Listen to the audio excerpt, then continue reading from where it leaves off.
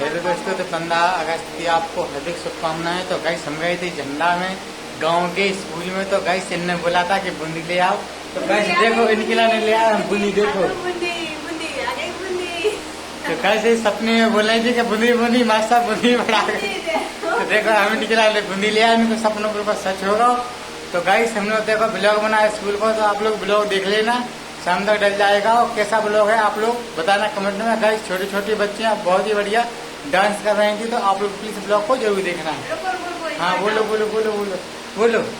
बताओ हमें अच्छी लगी बूंदी। सो ससुर जी भी गए, मम्मी ने कही तुम लेता बूंदी। हमने भी सपोर्ट किया। हाँ हाँ पापा जाने यार, आज के दिन ना जो फिर कब जो हमें कैसे बूंदी आई। तो गैस पापा पानी लेके खड़े बूंदी ले खिलाने।